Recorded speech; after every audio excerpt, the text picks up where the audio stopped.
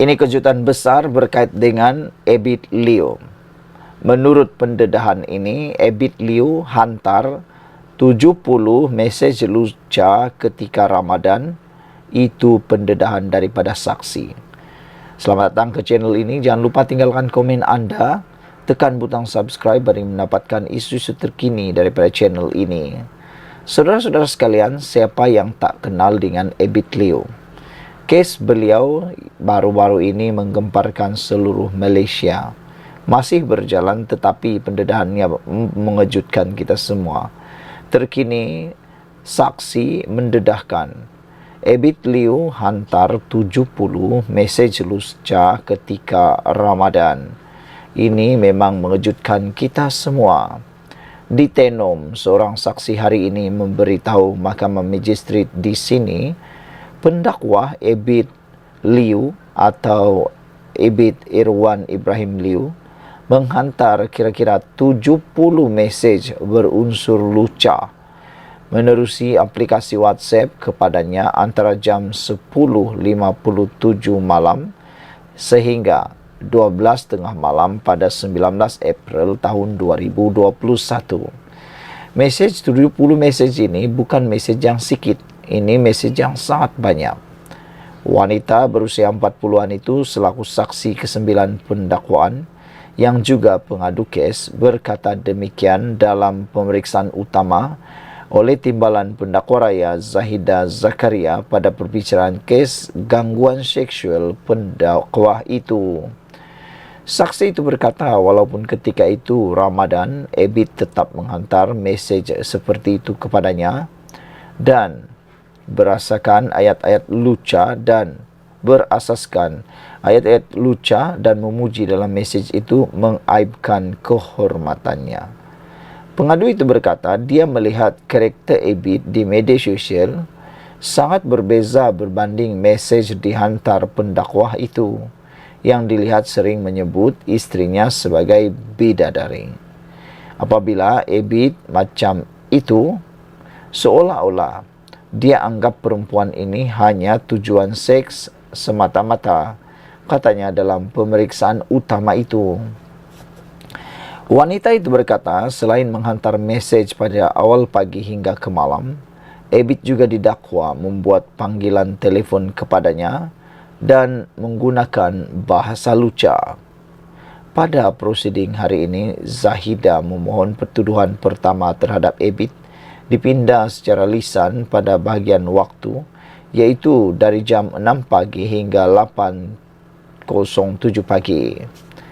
Mahkamah membenarkan pindaan itu dibuat selepas saksi memberi keterangan iaitu kronologi kejadian dia menerima gambar kemaluan tertuduh pada 29 Mac 2021 jam 8.07 pagi.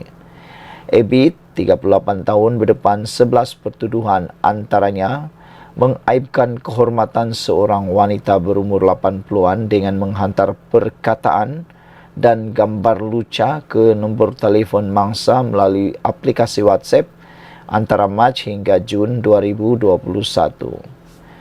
Pendakwa itu didakwa mengikut Seksyen 509 Kanun Keseksaan yang membawa hukuman maksimum penjara 5 tahun atau denda atau kedua-duanya jika sabit kesalahan. Sekian dulu untuk kali ini. Jangan lupa tinggalkan komen Anda untuk isu yang memeranjatkan mengejutkan kita ini.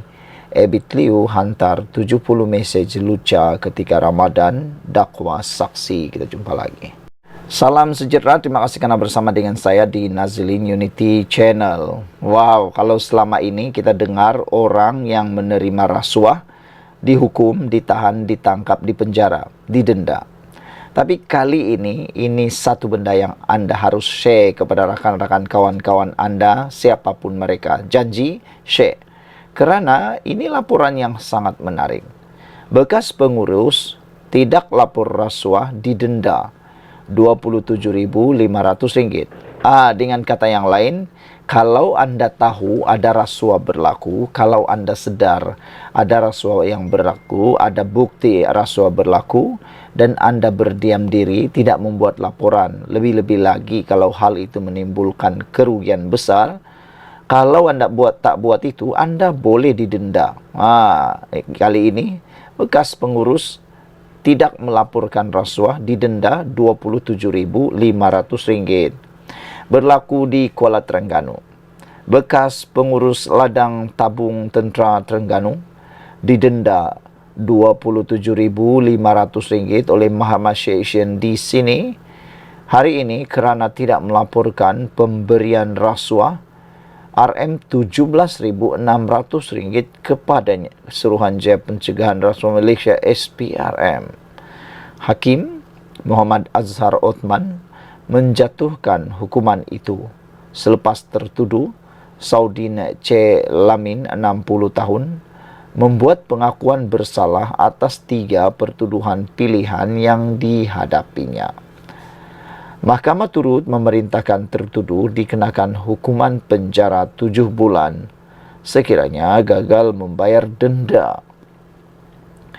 Berdasarkan kesemua pertuduhan itu, Saudin didakwa tidak melaporkan pemberian wang RM17.600 yang diberikan pengadu pada Julai, Ogos dan Oktober 2015 kepada SPRM.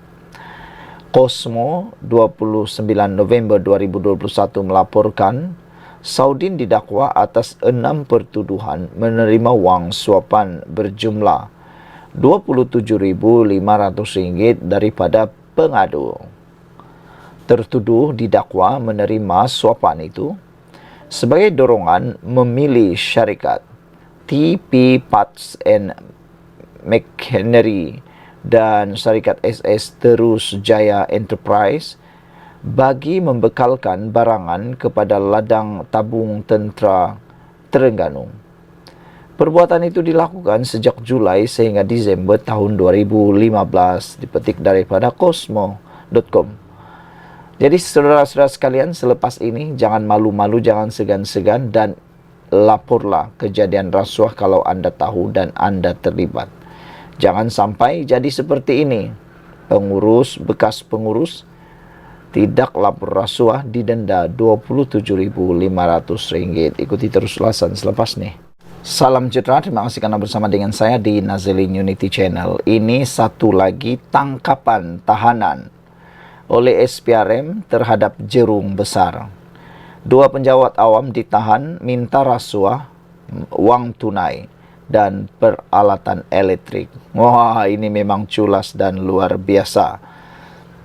2 penjawat awam ditahan SPRM, Suruhanjaya Pencegahan Rasuah Malaysia di Labuan selepas disyaki meminta dan menerima rasuah bernilai kira-kira RM6,000 terdiri daripada wang tunai dan juga peralatan elektronik.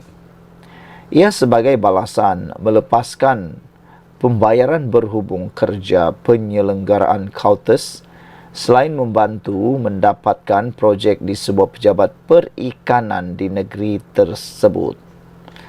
Menurut sumber, kedua-dua suspek masing-masing seorang lelaki dan wanita yang berusia 20-an hingga 40-an ditahan ketika hadir memberi keterangan di SPRM Labuan kira-kira pukul 6 petang semalam. Susulan penahanan itu, suspek dibawa ke Mahkamah Magistrate Labuan pagi tadi dan perintah reman bermula hari ini sehingga Sabtu dikeluarkan oleh Magistrate Kas Furaihaman Abang Ahmad. Suspek lelaki yang berusia sekitar 20-an dipercayai melakukan perbuatan tersebut pada tahun 2023 dan telah menerima wang rasuah kira-kira RM3,000 sebagai balasan melepaskan pembayaran berhubung kerja-kerja penyelenggaraan KAUTES.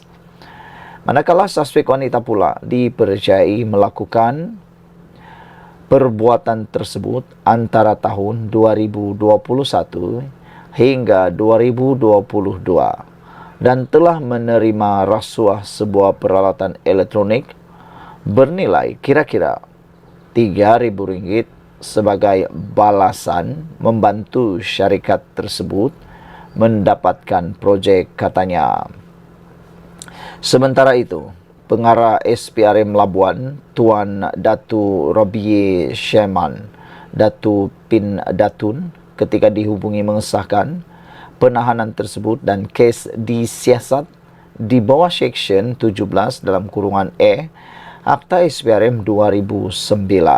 Wow, ini satu perkara yang memang sangat baik.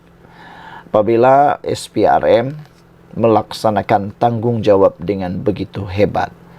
Kebelakangan ini kita dapat lihat SPRM membuat siasatan penahanan kepada orang ramai, bukan lagi melihat atau tanpa mengira darjat, pangkat, jentina, bangsa, agama.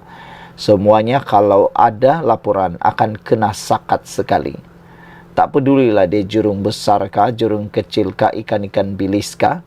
Bila dah melakukan kesalahan, bertemulah anda dengan SPRM. Kita ucapkan tahniah syabas kepada kerajaan Malaysia yang ada sekarang ini kerana melancarkan perang rasuah besar-besaran. Bukan saja ikan bilis yang ditangkap, bahkan ianya sehingga ke jerung-jerung dan ikan-ikan pausnya yang gemuk-gemuk. Sekian untuk kali ini. Jangan lupa tinggalkan komen anda, share video ini. Kita jumpa lagi. Bye-bye.